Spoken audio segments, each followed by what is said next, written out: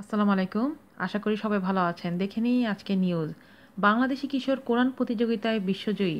সংযুক্ত আরব আমিরাতের দুবাইয়ে অনুষ্ঠিত আন্তর্জাতিক পবিত্র কোরআন প্রতিযোগিতায় বাংলাদেশি কিশোর মোহাম্মদ তরিকুল ইসলাম প্রথম স্থান অধিকার করেছেন।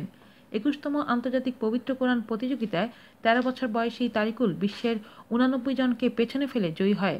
গতকাল বৃহস্পতিবার মোহাম্মদ তারিকুল ইসলামের হাতে পুরস্কার হিসেবে তুলে দেওয়া হয় ২,৫০,০০০ দিরহাম। এবছর পবিত্র রমজান মাসের প্রথম দিনে দুবাই চেম্বার অফ কমার্সের অডিটোরিয়ামে শুরু হয় এই প্রতিযোগিতা। পরপর ৯ রাত প্রতিযোগিতা চলার পরেই ঘোষণা করা হয় বিজয়ীর নাম। কোরআন তেলাওয়াতে প্রথম তরিকুল ইসলাম বিউটিফুল ভয়েস বিভাগে চতুর্থ হয়েছে। এই প্রতিযোগিতায় দ্বিতীয় হয়েছে যুক্তরাষ্ট্রের হুজাইফা সিদ্দিকী। হুজাইফা পুরস্কার হিসেবে পেয়েছে ২,০০,০০০ দিরহাম। হুজাইফা সিদ্দিকী সুন্দর কণ্ঠের জন্য পুরস্কার পেয়েছে। তৃতীয় পুরস্কারটি যৌথভাবে পেয়েছে গাম্বিয়ার মডুই জোবে এবং সৌদি আরবের আব্দুল আজিজ আল ওবায়দান। তারা দুজনে ১,৫০,০০০ দিরহাম পেয়েছে। কোরআন প্রতিযোগিতায় সেরা ১০-এর অপর বিজয়ীরা হলেন মোহন আহমেদ বাহরাইন, মোহাম্মদ আল হাদি আল বশির লিবিয়া, ওমর আল রাফি কুয়েত, মোহাম্মদ আবেকা মৌরিতানিয়া, হাবিমানা মাকিনি রুয়ান্ডা ও মোহাম্মদ নগিব মিশর। আজ এই পর্যন্তই। ভালো থাকবেন সবাই। আল্লাহ হাফেজ।